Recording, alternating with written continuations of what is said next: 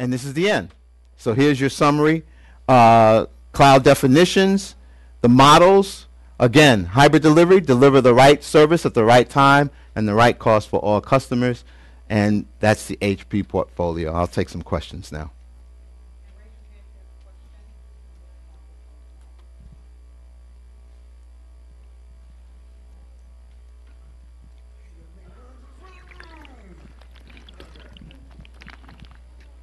Thanks, Eric. My question, a moment ago, or you spoke in detail about collaboration and how the cloud is really leveraging that. I'm curious to know how SharePoint integrates with what HP is doing in the cloud and the collaboration efforts that you guys are doing with SharePoint or in conjunction with SharePoint. Right. I noticed you had Office 365 up there as one of the icons, which we know is just one of the many features that SharePoint is doing in the cloud. But as it relates specifically to collaboration and SharePoint and what HP is doing, how are you leveraging that platform? On several ways. One, all organizations in HP have extensive use of SharePoint, and any user can actually go out and order SharePoint services. So there's a vast capacity for SharePoint to be just delivered to HP employees, right?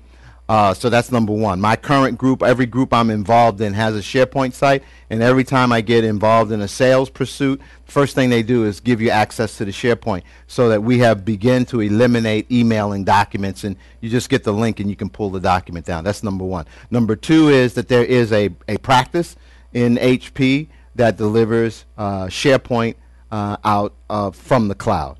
We did get contact from them at one point. We're hoping to circle back to help them do some additional work. But there is a practice within HP that does SharePoint. And the third part of the answer is that HP has global alliance partners, and Microsoft is one of them. And SharePoint from the cloud is only one of the things that HP is doing with Microsoft around the cloud. So, yes, we use SharePoint extensively. Good. That's a good question. Thank you very much for asking that. We had another question. Questions around the burst capability. Yes. That's what it sounded like, ability to offer additional capacity. Now, that's at the cloud level? Yes. So, is that something that has to be like a licensed scheme where additional license come into play, or is that something? How does that on a simple example? How does that work? I can't go to the detail of licensing. I imagine that there is some licensing, but it's built around an arrangement to have spare capacity sitting there, number one. Number two, having that capacity reserved without charge, right? Because you don't want to, what's the benefit of cloud if I got all, it goes back to the stair step, right? If you got this reserved capacity and you're paying for it even if you don't use it, the cloud says that, you know, if you're not using it, you don't pay. So there's an arrangement that's made either between an additional private cloud or from the public cloud, and I don't know that mechanism. I could find out for you to find out what the mechanism, but the purpose is to allow your capacity to burst, and then whatever that mechanism that pulls in that additional capacity, it happens seamlessly so that you don't have any problems with the outages, for example. Okay. So it's pretty new, so we haven't gotten a lot of data on that, but I'll look into that, and you contact me. I'll give you more on that bursting capability. Sure. Good question. Thank you for that.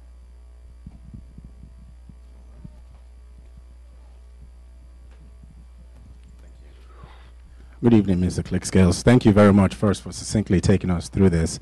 I have two questions. The first question is, how do you negotiate or how do you reconcile the business driver for cloud computing with privacy issues? And when I say privacy issues, I mean, since the client typically is not aware or in ownership of how the information travels, especially if it travels across global parameters, maybe in the UK with the UK Data Protection Act. And how do you negotiate the business need for cloud and the need for security privacy for organizations that are, for instance, concerned with patient health information or Mm-hmm. highly regulated verticals like financial services? And the second question is, how can I get that deck? I'll answer your second question first. You can't get that deck now. No, I'll be willing to share that with you. But we got to talk. You know, we got to do some negotiation.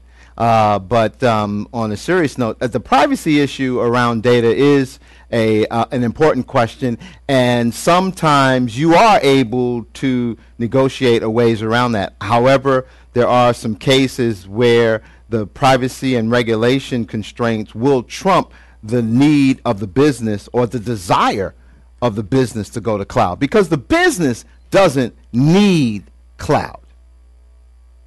We may say that again. The business doesn't need cloud. The business needs a service. And cloud may be the best service. Cloud may not be the best service. So you need to understand completely what is the business objective and what is the best way to get there. So sometimes privacy will trump those needs. You're welcome. My question was actually the same as his surrounding HIPAA laws. Are you holding it for me? Okay. Surrounding the HIPAA laws, but I guess to add to that are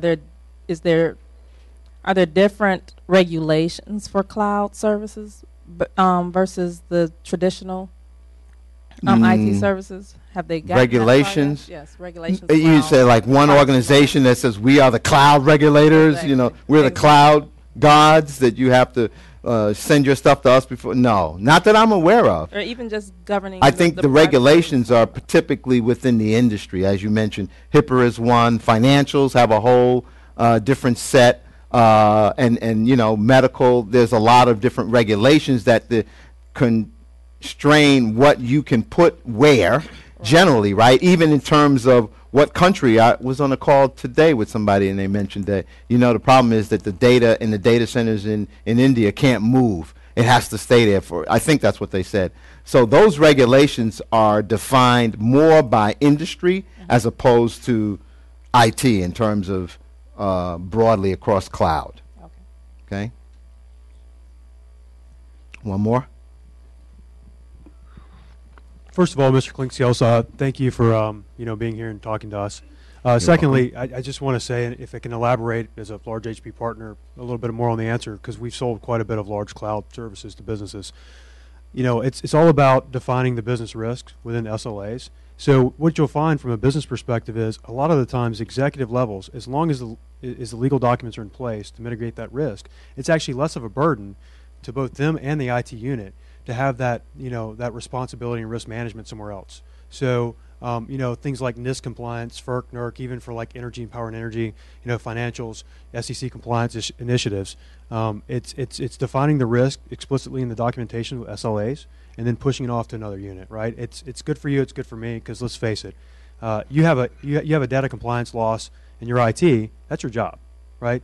You have data compliance loss, and that's someone you're brokering for services, infrastructure, platform, software on demand, right?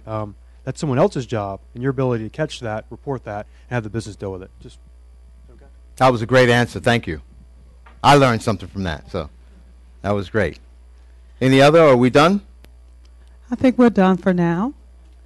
And we definitely want to thank Mr. Clinkscale for presenting us this wonderful presentation on the cloud.